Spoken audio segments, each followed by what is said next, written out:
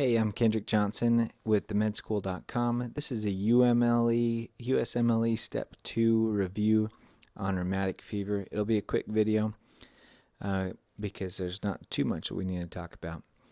But rheumatic fever is often considered to be a disease of the past or a disease of developing nations, which is a fairly accurate view considering that in the US we have close to 0% mortality from rheumatic fever. There is some suggestion that there's a reemergence of the disease, and they don't really know why that might be happening, but still it's pretty low, and we don't have people dying from it. Worldwide, though, we have close to 500,000 cases a year and 233,000 deaths worldwide per year. So it still is a significant problem, especially in developing nations. So the presentation will hopefully look like a strep throat, meaning that we'll catch it before it ever becomes rheumatic fever. So we have this exudate on the tonsils here. It's going to just look like an exudative pharyngitis. And this could be, this picture could be a picture of mono, or in rare cases a viral pharyngitis. But in most cases, if you have an exudative pharyngitis like this, the first thing you're going to think of is going to be strep. So we're going to be treating this when it still is a pharyngitis and before it ever becomes a rheumatic fever.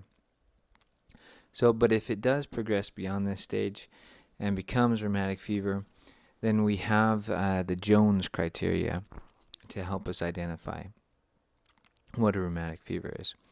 So Jones, some people like to use this in mnemonic spelling Jones with a heart instead of an O. And J stands for joints. It's a polyarthritis. The heart is for carditis.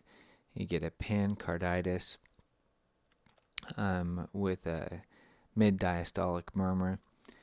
The N is for nodules. And you get these subcutaneous nodules. And the E is for erythema marginatum. And the S is for Sydenham's chorea, which is kind of a dance-like choreiform disease. The minor criteria are fever, an elevated sed rate, arthralgias, and a long PR interval. So one thing to be careful with is the arthralgia is not equivalent to the polyarthritis.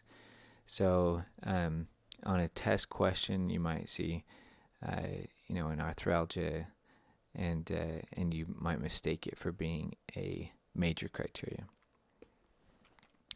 So how to treat it? If it's a child, you give them 250 milligrams of penicillin for 10 days. If it's an adult, you give them 500 milligrams.